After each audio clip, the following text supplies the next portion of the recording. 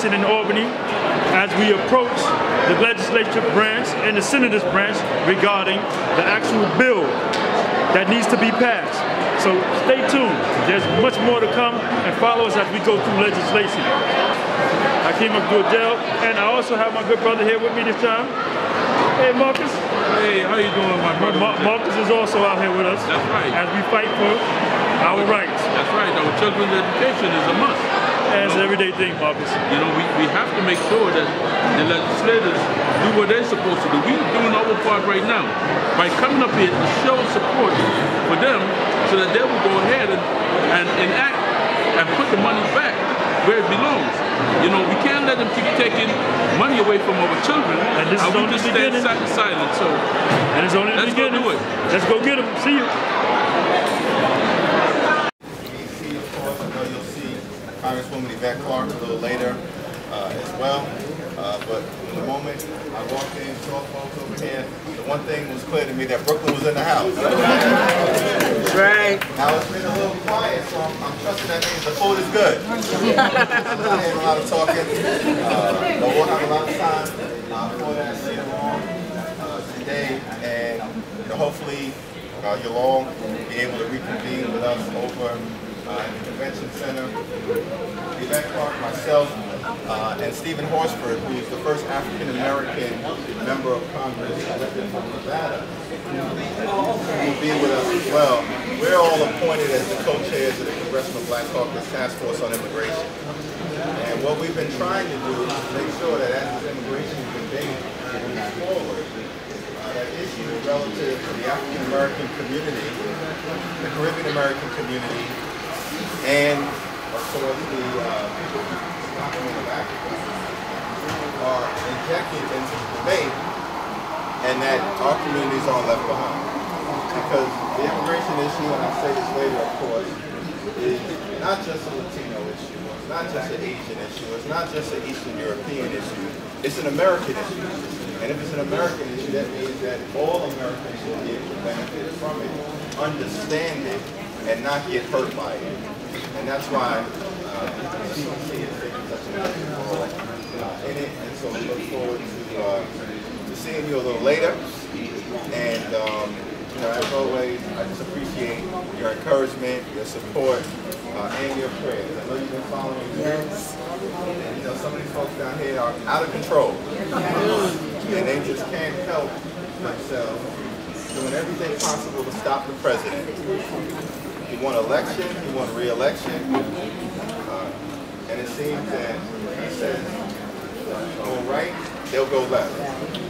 Even if it hurts their constituents, and even if originally they wanted to go in the same direction as the president. But I think that their extremism will eventually collapse under its own weight, and we'll begin to see that happening over the next few weeks. Keep praying for the president, as I know you do. Keep praying for myself, Yvette Clarke. I'm confident that one day soon, all collectively, we're going to help our community cross over to the promised land of a better way of life. So God bless each and every one of you. Matter to black folks. Did y'all get that? You know the answer? I'm going to tell you. Because everyone, even all white folks in this country, acknowledge that in a minute, United States of America will be a new majority. Will be majority, minority, a brand new thing. So guess what? We have some cousins. We got some cousins. We got some Latino cousins. We got some Asian cousins. We got some Native American cousins. We got all kind of cousins. Cousins need to get together, because if we're going to be the majority, it makes sense for black people in this country to get down with immigration reform. That's why. It is an economic question. Who will be in the majority? It's an economic question. It's a question of jobs. It is a question of education and what kind of education system we are going to have. What kind of economic system are we going to have? In fact, with a nation as a majority of folks in color, will they have power? Power is the ability to act. When in 2012 you heard that for the first time ever in history, African Americans outvoted white Americans. Ooh, that's fear of a black man. That could change everything. That's why it should matter to us.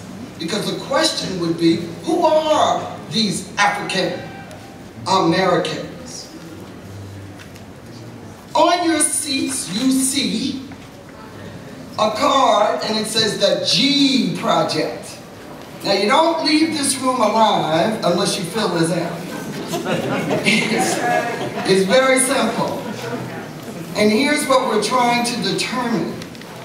We throw around the word, we're a nation of immigrants, but we don't go deeper. We get lumped into being African Americans with no thought about what this actually means. It's not one big black pot. Who's in that pot? Congressman Horsford already told you. He and his family have immigrants in their background.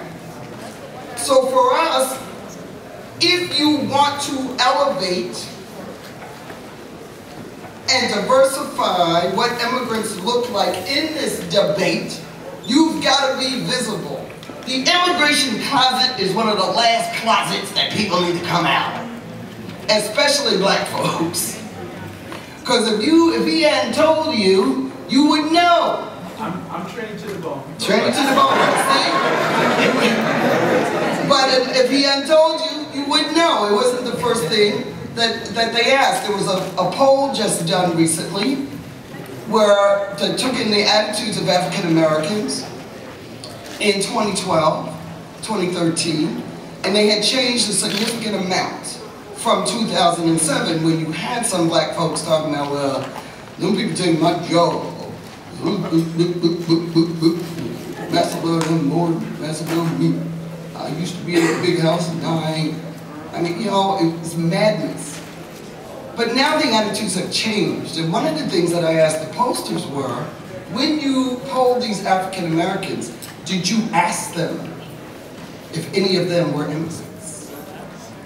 And the answer was no. And I said, why not? And the pollster said, it never occurred to us. So you see, it matters to black folks in this country, for this country to know who we are. If there's a large voting power, then the powers that be have got to know you should be concerned about the Latino vote, but you also should be concerned about the black vote, because guess what? I'm a first generation. I'm a second generation. I'm an original generation. I'm an OG. So we should be concerned about that political power. And we've got to be at the table. We've got to be in the conversation, because Afro-Latinos, there are Afro-Latinos. Any in here? Where's the Afro-Latinos? Stand up. Let people see it. See? Told you. There's a disparate impact on black immigrants, as the doctor was saying. And in terms, especially in terms of exploitation, I want a person, I'm going to tell you a story. I want somebody in the audience to stand up. There were folks that went out of their way to recruit hotel workers. They went directly to Jamaica, and they got 150 to 200 workers, and they promised them all kinds of things and brought them here. And then when they got here, in Florida, working in luxury hotels, people were stuck, 15 people sleeping on floors, forced to live in a 2-bedroom apartment. They had to pay the recruiters Then they had to pay for a uniform, which is a t-shirt that cost $70. And then one day they got a paycheck that was negative. They owed their subcontractor. That sound familiar? Sharecropping. One of those workers, this is real. One of those workers is here today, Shelley and Paris, stand up. They went on strike. They went on strike oh, they got more than that. See, these are real women. And you know what they did? They risked everything and they went on strike. So yes, it matters to us because they look like us. What do you need to do? You got to take action. You got to get up, stand up, walk out, do direct action. You cannot be nice.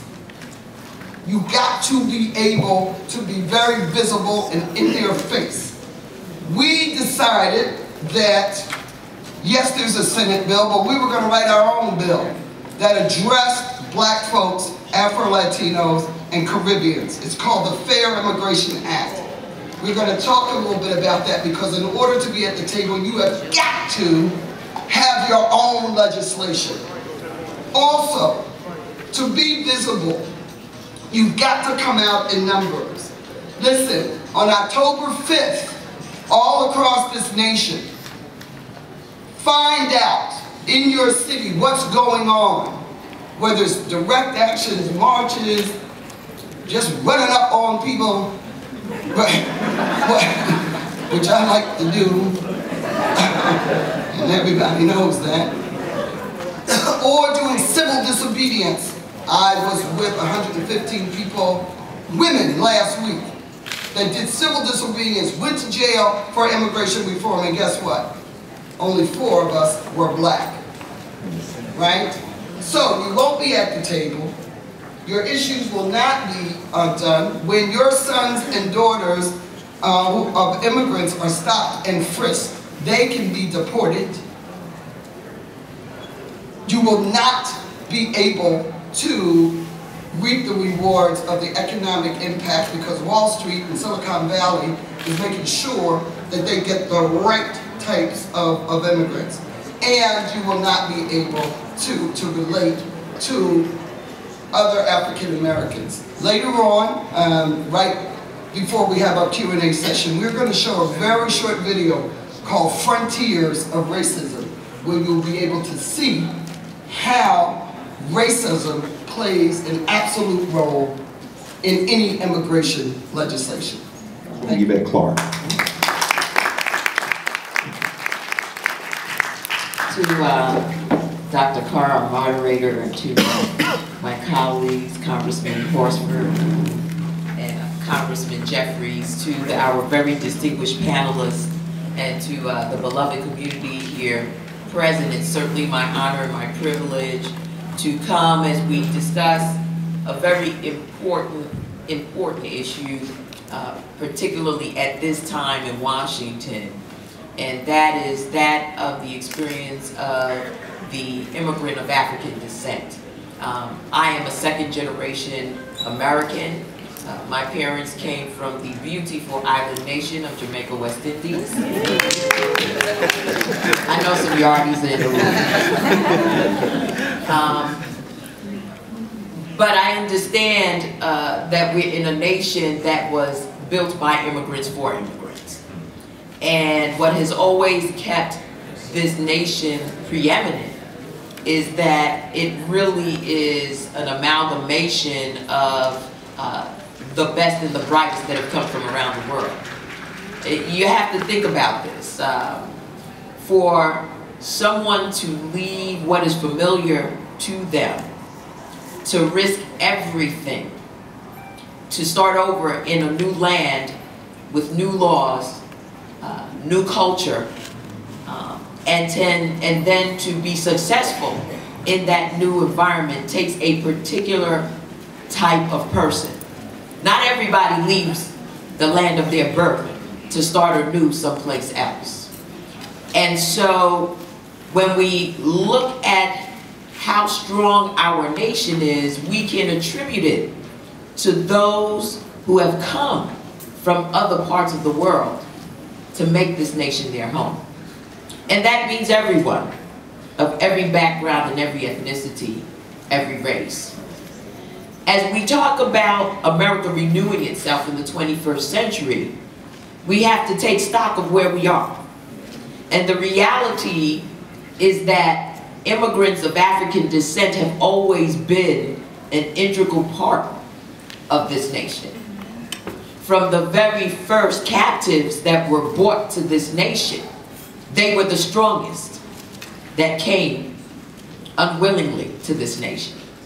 They survived the Middle Passage, half starving and delirious, not knowing where they were going, but they survived it and helped to build and lay a foundation for the nation that we have today. And then you look at the successive waves of individuals who have come from the Caribbean, from South and Central America, from the continent of Africa, century after century, adding value in academia and medicine and you name it. There's someone from an immigrant background who have been a part of shaping our nation. Fast forward now to the 21st century, and that recognition is something we've all taken for granted. We just assume if you're here and you're making it, that you're just a part of how we make things happen here. But the reality is that there are distinctions. And those distinctions are coming to the fore today because we are about to do something that is critical to the survival of our people. And that is to advance comprehensive immigration reform. And this conversation is taking place because so many have come to this nation, many of whom come from the Latino community, and have begun to build and add value in many significant ways to communities across the breadth and depth of this nation, and had not been given the full rights and benefits and privileges of those who have added value historically to our nation. And in that mix are people who have come from the African diaspora of immigrants. We need to make sure that our voices are heard in this conversation. What will happen with comprehensive immigration reform will be a new landscape of humanity in the United States of America. It actually already exists. We're all acting like we can't see it, we don't know it, but it's here already. The reality is, you know, we are psyching ourselves out if we don't believe that who lives in our community is a part of our community, because they are already adding value. We are just now making it possible for them to be able to enjoy the full benefits of adding value to our communities.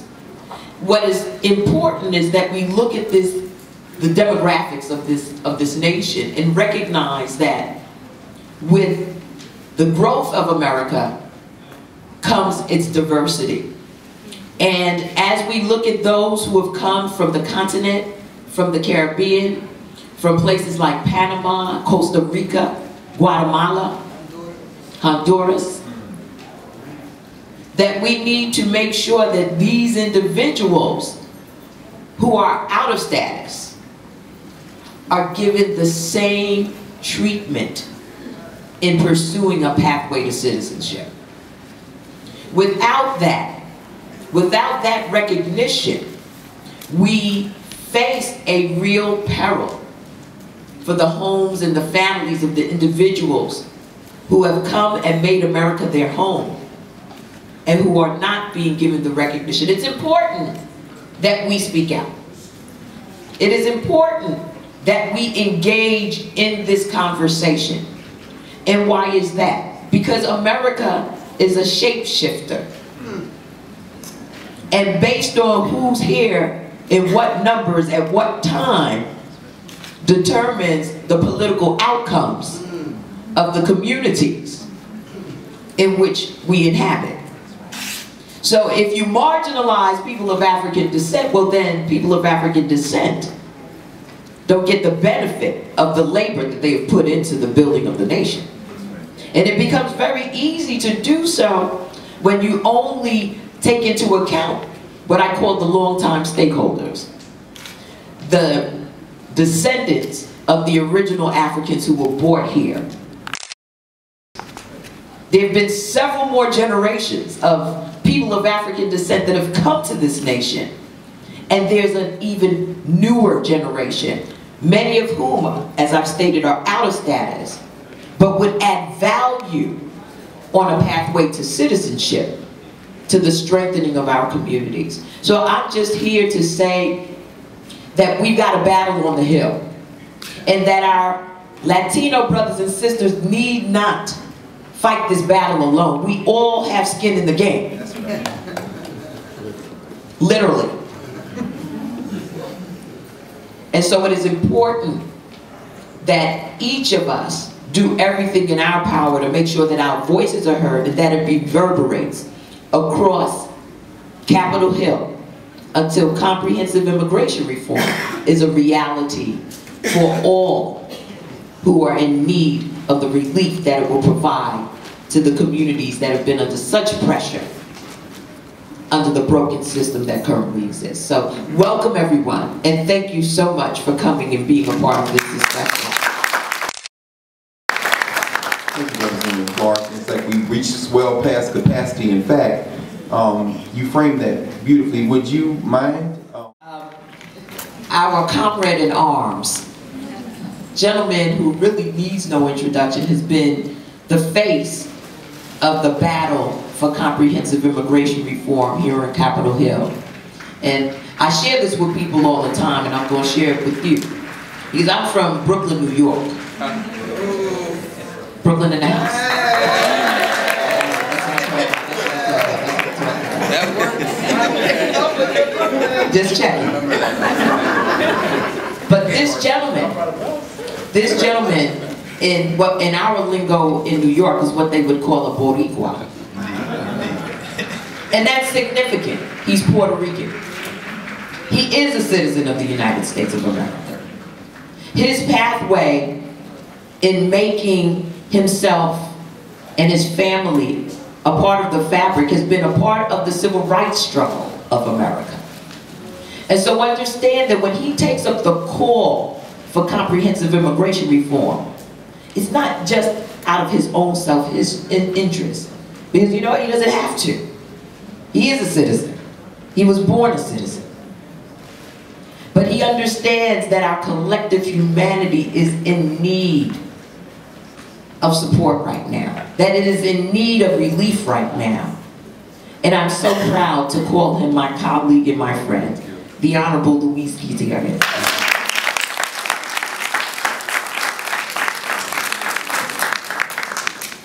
Thank you so much for the generous invitation to join.